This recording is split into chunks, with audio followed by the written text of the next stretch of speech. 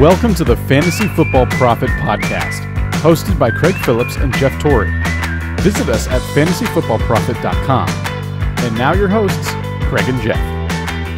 Welcome everyone to the Fantasy Football Prophet Podcast. I'm Craig Phillips, joined as always by Jeff Torrey, and today you're getting another jump start on 2019. We're going to talk about some of the bounce back players, guys who we think are going to be better next year. I mean, we didn't really have stipulations for this list. There's some players that were injured we think will bounce back. There's some guys that just didn't have a good season. We thought they'd bounce back. As we were just talking right before on air, there's not a lot of guys, though, this year we feel like that just had bad seasons that can bounce back. It's a lot of injured guys, that kind of thing. I mean, pretty much if players were healthy, I guess there was enough players injured where if the guys were healthy, they made it up the list high enough. I just don't have a lot of guys that finished down there, but we'll go through in a minute here. What are we going to do? Top 5 list. We'll do our top 5 list. But before that, we get into our top 5. We might as well just talk about all the other guys here, Jeff. So, honorable mentions for how badly they did. We can start off with Le'Veon Bell because I don't know. We didn't even know what to put him category-wise. Because it's hard to. Otherwise, he'd be number 1 on both our lists, right? He didn't play. Yeah, I mean, he's going to be good as long as he does. Yeah, exactly. And he's going to be great. I think he's going to be a first-round pick. And I have no hesitation with that. And it's hard to bounce back from. He didn't really bounce back from anything; he just didn't play.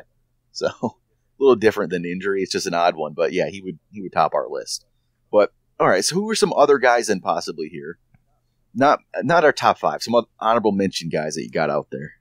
Yeah, so honorable mention. He didn't make it, and we actually just spoke about him right before this as well. But Evan Ingram, he was only one of 2 tight ends that I even kind of considered.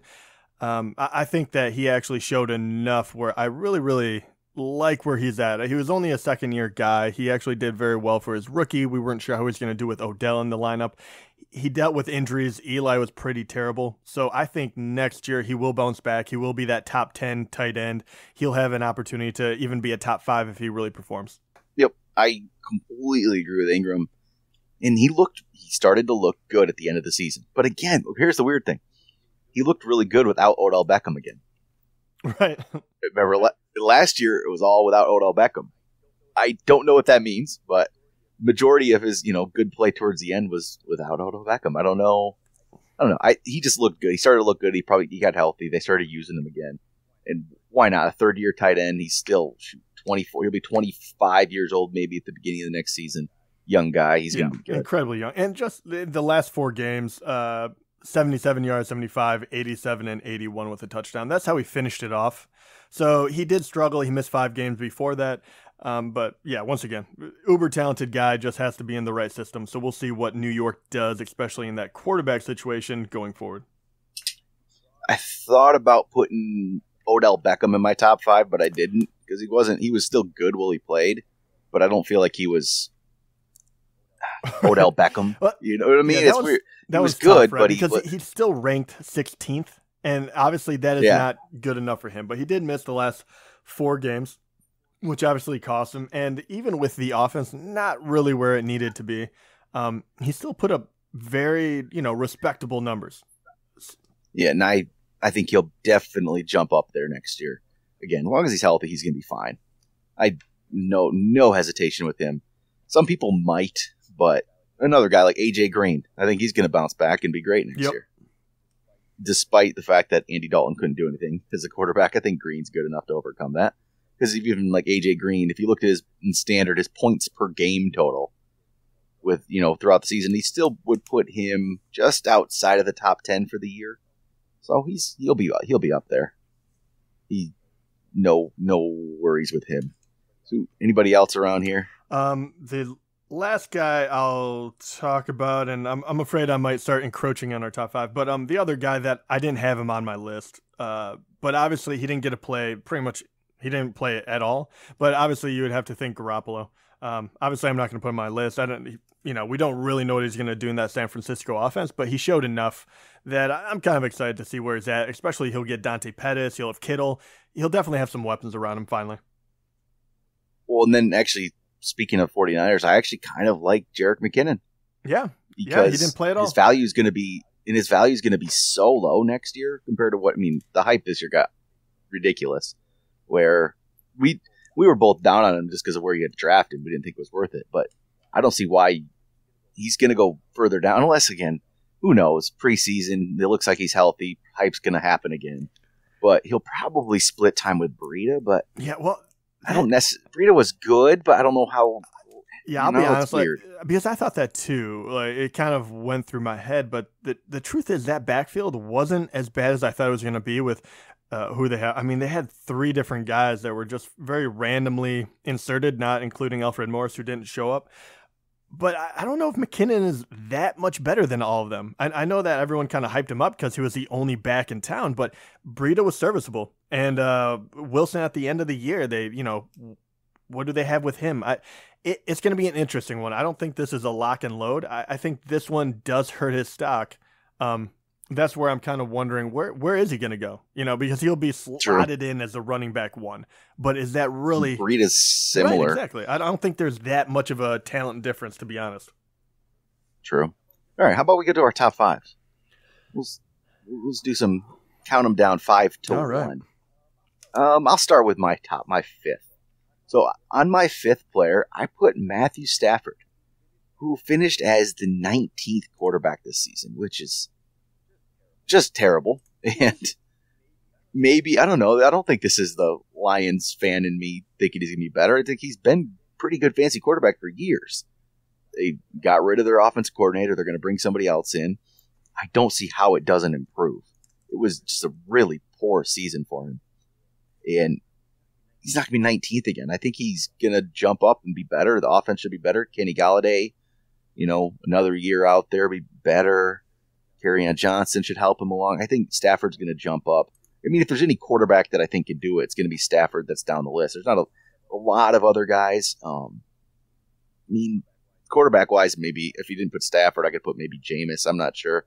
But I'm going to go Stafford here. I think he's going to bounce back from – he finished below Case Keenum. I mean, that's pretty bad. Yeah, I kind of agree with you. My worry about that but I agree with you. I think he's finished way too low. But I do worry that what we saw out of Matt Patricia and what he was trying to do with that offense later, Kerryon Johnson kind of coming along, if you look at it, he was very serviceable through week 7. And then week 8 actually. And then after that, he really took a nosedive and his touchdowns just plummeted to the point where there was multiple games where he didn't throw one. And I don't know where that's going. I don't know what that is, but that'll be something to definitely look forward to. Look into. But I do have to say that I'm wondering if it was just him getting used to the new offense, new coaching system, all of that stuff. It could turn out very well for him, but it does kind of worry me just because that touchdown production was so low. Yeah, it was. It was strange. Just, I hope it improves. Right, yeah, me too. But I think it will. But so he'll make he barely makes my list, but he makes my list. So how about your number 5? Number 5, I'm actually going to follow up by another quarterback.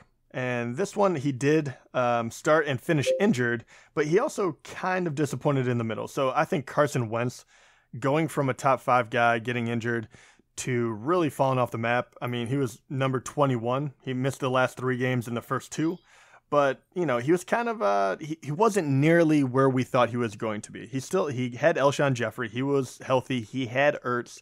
He had Aguilar, and now next year he'll have Tate, which is great. The run game, we'll see where that turns out to be, but he has all the weapons there. He just wasn't as sharp as he once was. Taking that time off for injury, I think, really hurt him. So I think he is a major candidate for a bounce back season after playing the majority of it and hopefully getting fully healthy this time around.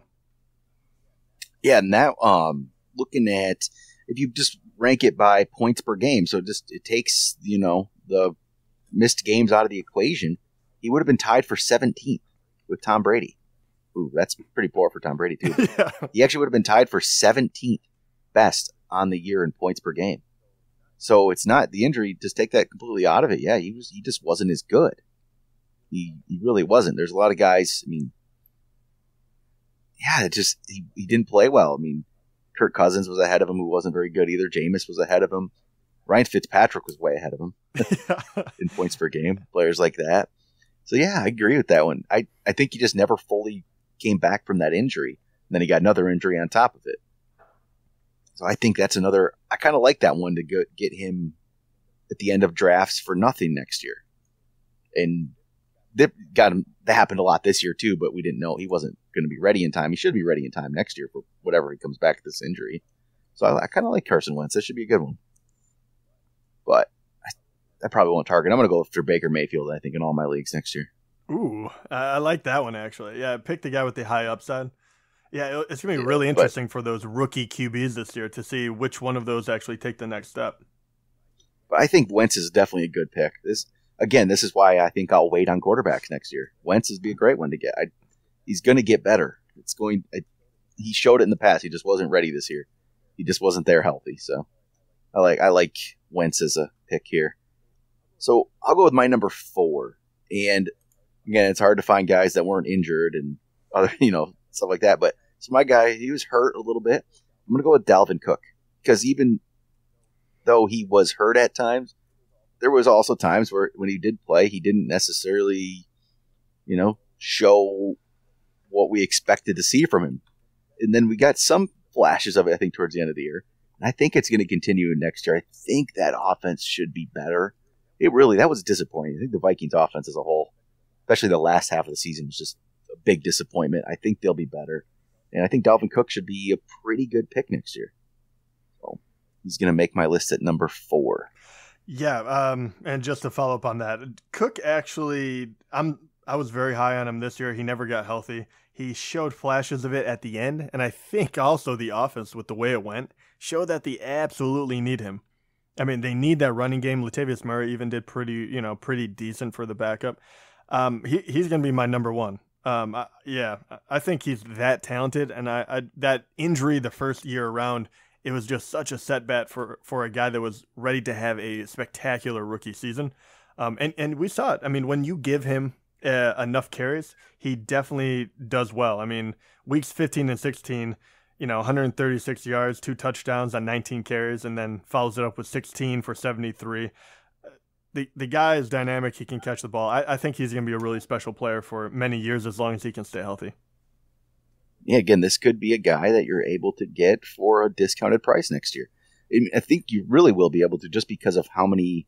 We'll go over it again as we get close, as this offseason goes on, about just the amount of running backs there are out there. And a lot of them are going to go ahead of him. So you're going to get him for a good price. I feel a feeling I'm going to have Dalvin Cook on a lot of teams next year. Yeah, I'm hoping. It would be great. Yeah, because, he's going to go behind. I don't even know where he's not going to be in the top 10 running backs. And shoot, there's going to be people that pick Derrick Henry ahead of him. Yeah, that's a legitimate option for people. I would not, obviously, but at the same time, that's what happens with a lot of these guys that finish really, really well. Well, because just think of the guys who are going to go ahead of him next year. Gurley, okay, we'll go like you got Gurley, you got Gurley, McCaffrey, right. Barkley, Kamara, Zeke, James Conner, Zeke, Joe Mixon, Gordon, at least David Johnson. He's going to be down there with Nick Chubb. Probably Nick Chubb.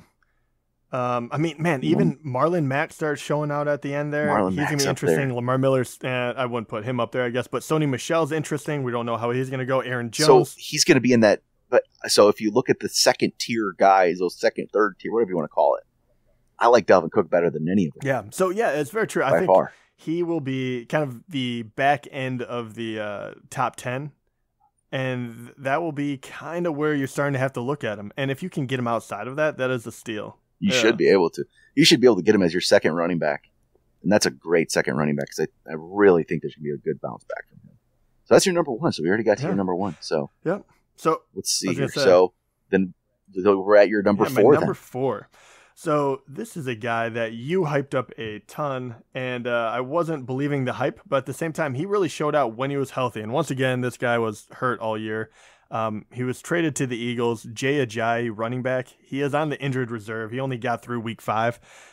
But that was enough, honestly, for me. I didn't see any running back that really took that job. Obviously, you have Smallwood still. You had the emergence of the young rookie, but I don't know if any of those guys can really take him away. He broke his back, which sounds crazy, but it does sound terrible. So, but I think he's going to come back healthy, and I think that he's just the most talented back there. And I think you saw, the Eagles, even as unimpressive as they have been, they're in the second round of the playoffs already, right? They're that good of a team. So as long as they get that offense back on track, I think Ajayi, along with, Wentz, along with, Tate, and you can go down the line. I think all of them will improve their stock. And I think, once again, talking about Cook, I think Ajayi is going to be even lower on the totem pole, where he can be an RB3. And I think this guy could be a steal. When the injury first happened, I didn't necessarily think Ajayi would be back with the Eagles next year. But now, like you said, the other guy, no one stepped up. No one took over. Why wouldn't they take another chance on Jay Ajayi? They can get him for cheap. And I really think he's going to be back, and I think he's going to be way down there on the list. You're going to get him really late in drafts. I mean, unless they draft someone, which I don't know why they that's it, because there's... But that's it, because there's no one on the roster. Right, you have to beat out Josh Adams, and you have to beat out Smallwood, right? He's just not that good. No, he's okay. Josh Adams just isn't that good. He's fine. He's like Wayne Gallman from the Giants, who kind of had the job a little bit last year. Now just a backup. I think Ajayi's the more talented guy. Let's see if he can recover from the injury. The ACL? It happened early enough in the season where I think he should be fine for next year. That's the problem, though, is how much do they bring back a guy with an ACL? And I think they should. There's just no one there. But I think, I'm a big Jay Ajayi guy, so I'll be getting him if he's my fourth running back. He could be probably fourth running back. Why not? Yeah, and in the beginning of the year, too, I thought I was going to eat my words because they did not run the ball in the red zone very much. And in the first two games, Ajayi had 3 touchdowns, and I was like, oh, my gosh, he's off to – and then he got hurt, so we weren't sure. But even after that, I mean, he missed week 3, and then week 4, 15 carries for 70 yards, and then week 5 is pretty much – that was when he officially got hurt. He was out for the rest of the season. But he was it was an interesting play, and I wasn't sure how he was going to really get into the flow of that offense, but you could tell that they really did want to feature him, once again, if he stayed healthy. Then I'll go to my next guy, number 3, who's another player for the Eagles, who they have to decide if they're bringing back for sure, and I think they want to, and that's going to be Golden Tate. So Golden Tate wasn't down this year because of injury. He was just down this year because he got traded, and it took him a while to get into it with the Eagles, really. He wasn't involved that much early on, but he has been more recently, and even caught the game-winning touchdown the other day. I think Golden Tate's going to be a much better player next year and become involved with that offense, because really, it's going to be him, Alshon, Ertz. That's a good group right there. So I think they should bring back Tate. I think they want to bring him back, and he will have much more value than being the 34th ranked wide receiver in standard. He could be back up there around 20 or so, jump himself back up. So I think he's going to definitely have a bounce back season. And he had that stretch where he just wasn't involved this year. It wasn't no fault of his. He just had to learn that team. I think he'll definitely be better. I really like that pick, and it's kind of an under the radar one because he's somewhat of he's starting to be an older player. He was never a superstar. He's always been just solid to have. So I really do like that pick, and you see it too, where what you're talking about. I mean, when he was on the Lions, right? I mean, he didn't drop below 5 catches really. And then, from week 10 to week 17, he went over 4 twice. So it just shows that he just, he wasn't ready to run with that offense. And with Wentz hurt, once again, I mean, that whole offense was kind of out of sync. So I like that. I think there's going to be a ton of opportunity for him next year. Yep, I think so too. So, all right, where are we at? Number 3 for you. Number 3. So I finally get to bring up my boy after hyping him up all preseason, but he'll be back finally. He was hurt all season. Hunter Henry. It's just a solid pick. Once again, he came off the IR, and they're actually kind of holding their breath. They're thinking maybe they'll be able to use him late in the playoffs, if possibly, or whatever the Chargers decide to do. But this is a guy that is uber talented. He shows flashes. Antonio Gates is, he's hardly out there. I mean, they're trying to just whittle away this season before they get him back, because Virgil Green didn't do anything. Antonio Gates is on his last leg. They would love to have one more guy out there that can be a red zone threat other than Mike Williams now has turned into one. And, on top of all of that, this is the one place in fantasy football, tight end's position, that you can immediately jump into the top 5, even if you're just halfway decent. And Hunter Henry is so talented that if he's healthy and he doesn't end in the top 5, I will be shocked. Yeah, I agree. Yeah, and look, that position is terrible. That's why he's going to be, I think, a interesting player to pick next year. Same with, like we talked about Evan Ingram before. I think those guys are the guys that go for it. Henry, he has all the talent in the world, and he's going to go into a good team. And yeah, I think he's going to be really, really good. He should be, right? Yeah, he just you would think. He should be really good. What he showed his first year, like you just saw a guy that was going to be great. He would have been a top 5 guy this year. I have no doubt in my mind, especially with how poor the position was. But he would have been top 5. Oh, yeah. And that is incredible to think. I mean, think about this, too. The red zone threat. I mean, obviously, you always want him to kind of be a more well-rounded player. And we talk a lot about how hard it is to become a tight end in the league, because it does take you many years to figure out all the, ins and outs of it. Very few people get it, their first couple of years. But this guy, his rookie season, played 15 games, caught 8 touchdowns. And that was only on 36 receptions, right? So you're kind of like, okay, it could be fluky. The next year, he had only 4 touchdowns, but he raised that reception number to 45, almost 600 yards receiving. That was 14 games, and he was still behind Antonio Gates. This was supposed to be his big coming out party, and unfortunately he got hurt. I really think that this guy healthy, I mean, 60 receptions and 8 touchdowns, I think would be a very moderate guess for what his possibility on that Chargers offense would be. Yep. Yeah, he's going to. I wonder he's still going to be bounced back, but I think value wise, I think he's going to be way up there. Yeah, he's still going to. Yeah, because there's no one, right? I mean, literally, there's 3 other guys that I know I'd pick before him, but after that, he would be in the running, right? I mean, after obviously Kelsey and then Kittle and Ertz. I mean, it probably is Hunter. Maybe I'm missing one. You could throw up Evan Ingram if you really feel good about it, but there's not that many guys. I mean, he is probably going to be in the top 7 for sure. Oh yeah, I definitely agree. So my number 2 here. So my number 2, I just have a feeling you're not going to agree with me on this.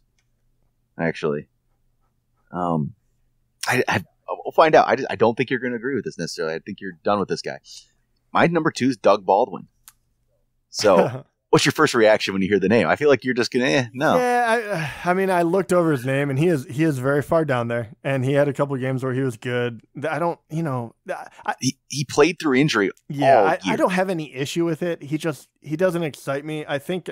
I know. He's kind of one of those. It doesn't necessarily excite me. Kind of like but you're kind of pushing him, off in his own little iceberg. Like, I'm kind of just like, I'm distancing myself before he completely falls off. I think he'll be better than what he was this year. But to bounce back from number 50, I guess I can be right. I don't think not even having that great. You're not wrong. Believe me, you're not wrong. I'm just not excited about him, so I didn't put him on my list. But yeah, I see that. I like it because I think value's everything to me. Fantasy football, obviously. I think his value is going to be way down there, and he's going to have a good bounce back season. And I just think maybe I'm wrong. He's 30 years old, so maybe he just can't come back from the injuries, like he did before, which is definitely possible. But for the most part, receivers at 30 still have a couple years left in them, and he didn't have any injuries that's going to completely slow him down forever. I think he's going to have a good season, and with now Lockett kind of stepping up, it's not all on Baldwin anymore. I think he's going to, have just a solid season. He's going to bounce back from being the 50th ranked wide receiver at the very least. Yeah, I mean, I give that to you. I'll be interesting to see what they do in the offseason, because Russell Wilson is obviously still a very, very good quarterback. So just that alone, I'm kind of like, okay, Baldwin should do better.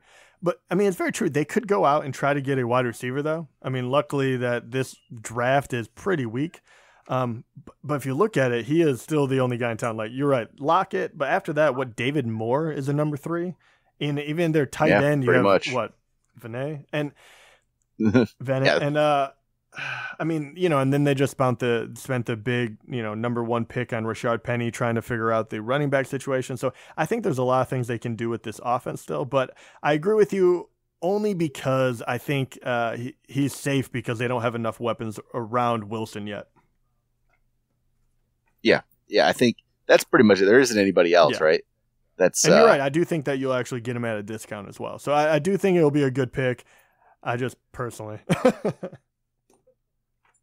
Yeah, I know it's not an exciting pick. It's just it's a good one though. But he's a good. He'll be a good value guy. As your third or fourth receiver. It's good. And he's going to bounce back. Yeah, I think he should show up on value pick list. He will later on, I'm sure. Well, I guess once we find out, I don't have a feel for next year yet. Other people might have the same feeling, and he goes up too high. It seems to be it works these days in fantasy football. Everyone who we think could be a value ends up not being a value.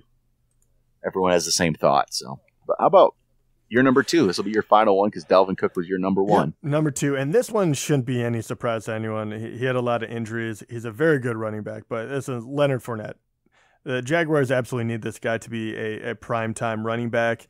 He gets the bulk of the work. He's going to pound it out. He will get touchdowns. He's just a very safe option to be a top 10 guy when healthy. He finished 37th, and he, when he was in there and getting the bulk of it, I mean, I love that they 2 straight games when he was coming off of the bye and coming off the injury.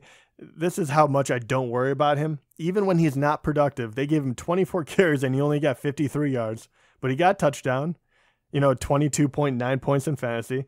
Very next game, 28 carries for 95 yards and a touchdown. So they're going to just keep feeding him the ball because they're not, they haven't figured out their QB yet. They're not really sure where their wide receivers are, and they definitely want to go back and kind of get back to that game where you pound it out on the ground, control the clock, and kind of rely on that defense who, kind of dipped this year, but I think is still a very talented squad. So I think Fournette is got to be up there. Once again, not that exciting, because that he's going to be good, and not that, surprising either. Yeah, he's my number 1. There we go. Yep. And yeah, I mean, he had an interesting season, right? He was injured, obviously. Like you said, they used him like crazy when he came back from the injury after that bye. And then he got suspended. And after the suspension, he wasn't quite the same, but the team was also just done. They were out of it. It was a different mindset once he came, they were done. They didn't need to run him into the ground anymore. Yeah, I don't know what the QB situation is going to be. Are they going to get a rookie and have a rookie lead them? Or are they going to go get are they going to be the ones to go get Joe Flacco? Which I don't think is a great move, but who knows what they do. Either way, I think they're going to have to lean on Leonard Fournette all year. Can he stay healthy, though? I don't know if he can. He hasn't really shown that yet in his career, starting in college. That's kind of the issue, isn't it, with him? Yeah, I mean, that's definitely one of the big things that you're going to have to kind of weigh. Only missing 3 games this rookie season, we were hoping that he could maybe avoid that. He only played 8 this year. The more worrisome part, and the reason I brought up how much they use him, is because going into next year, I guarantee, and we can use this sound clip, but I guarantee a lot of people will start downgrading him. They'll start talking about how his yards per average was so bad, and it is. I mean, 3.9 his rookie season, 3.3 this year. That's not getting it done. Besides for the fact that they use him straight up the gut, where he's going to run all the time, and he gets a lot of goal line carries, which definitely factors into cutting that number back. So I would not be afraid of that. If you want to steer away from him because you have to get him in the top 10, or as a top 10 back, if you want to stay away from him because of the injury concern, I can understand that. But next year when people start talking about yards per average and all of these numbers, I don't think they apply to him because of the way they use him. And I've seen him down on some lists already. Yeah, some of them. I mean, it's all over the board, but I've seen some that throw him in the 3rd round. Kind of 3rd round of players. I think that's crazy. Yeah, I think that's too low. Obviously. right? I think that's way too low. But I've seen that already, and I just think if that stays the same, I'll be extremely happy because I'll pick him up in every single league. Yeah, I mean, if think about that though, if you go 1, 2, and 3, and you could get like Fournette, Dalvin Cook, and and whoever. Yeah, God, I mean, you'd be swimming in talent. Well, let me see here. Let me look at some. I'm just pulling up some other ranks. I'm just curious where some people put him. And all right, let's see. Here's somebody from Sports Illustrated. If I can get this to load. I'm just curious how far down they actually put him. Oh, geez, 34th overall player. Yeah, so that would be amazing because you literally would have like a top 5 pick, say, and then you could turn around and get Dalvin Cook, then Fournette, and then obviously you want to throw in wide receivers, but if you could get those 3 guys who are technically should all be top 10 running backs, whew. Yeah, this is crazy to me. He's actually in these rankings. I mean, so this is what I'm seeing. Like I've been seeing with stuff in that ranking. Sorry to cut you off. In that ranking, what he's 34th overall, but what does that put him running back wise? Yeah, let me pull this back up. Let me see because that might exactly. change things a little bit.